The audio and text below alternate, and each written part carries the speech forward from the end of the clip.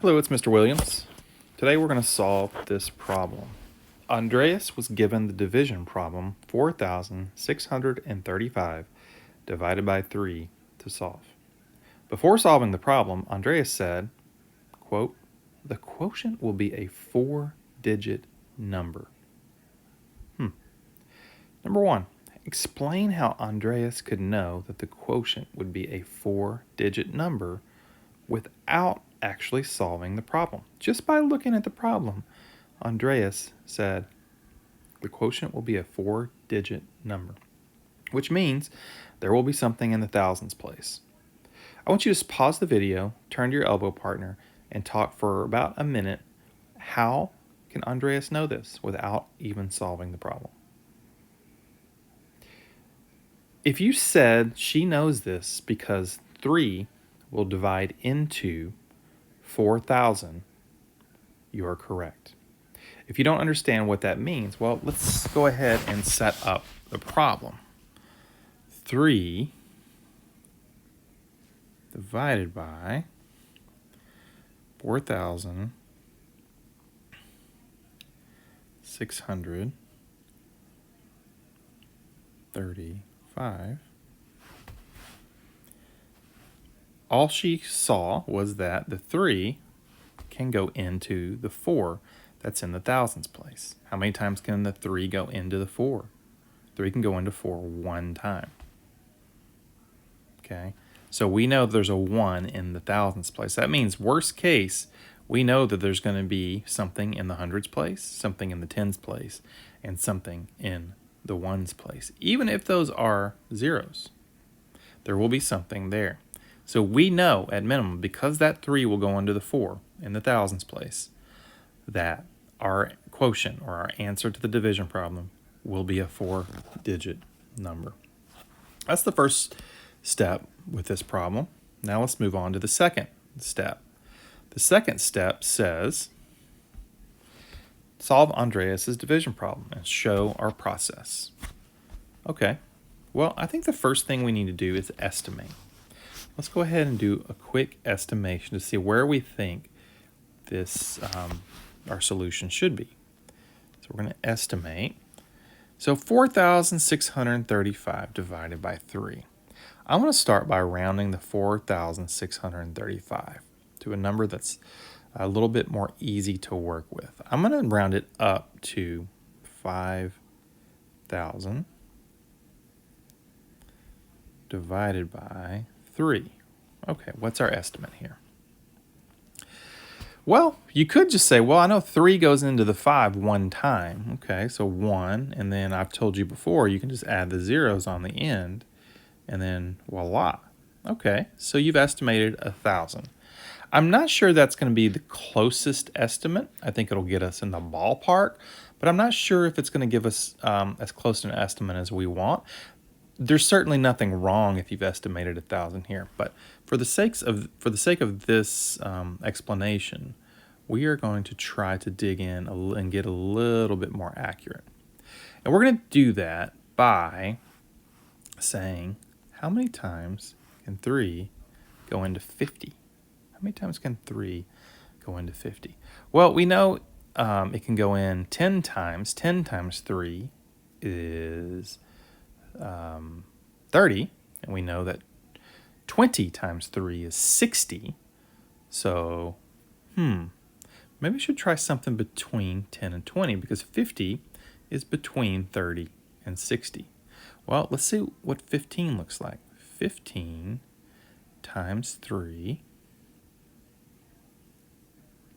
equals 45.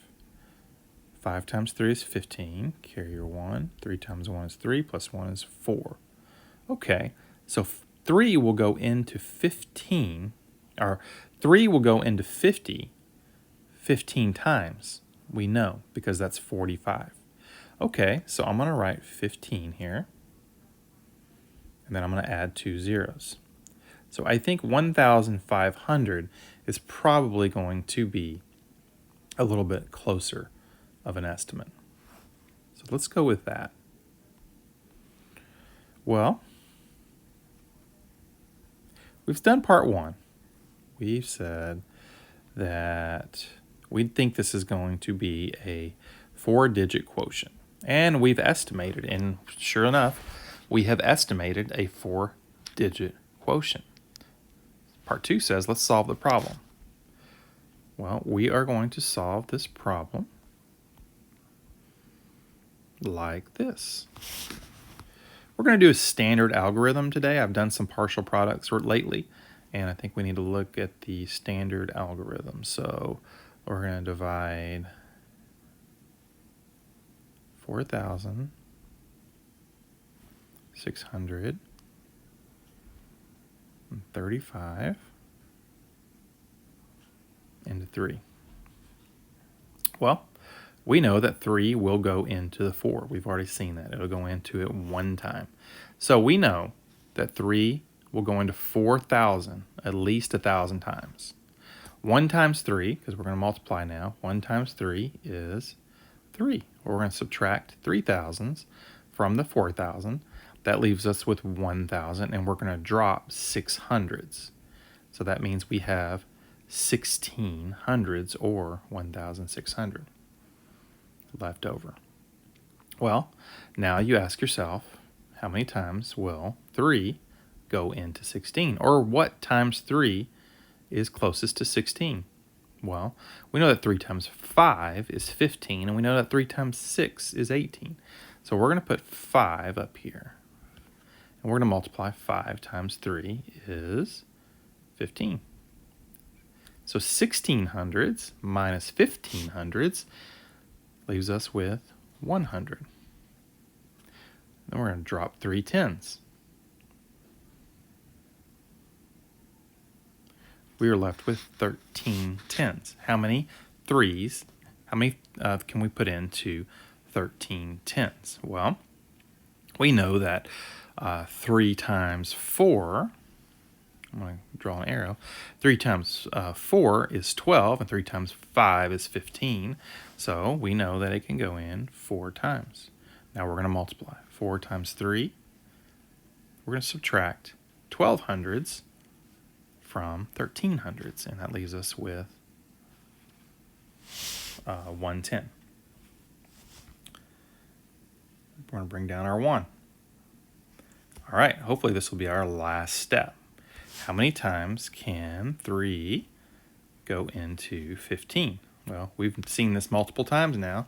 3 times 5 equals 15. I'm going to put a 5 up here. 5 times 3 equals 15.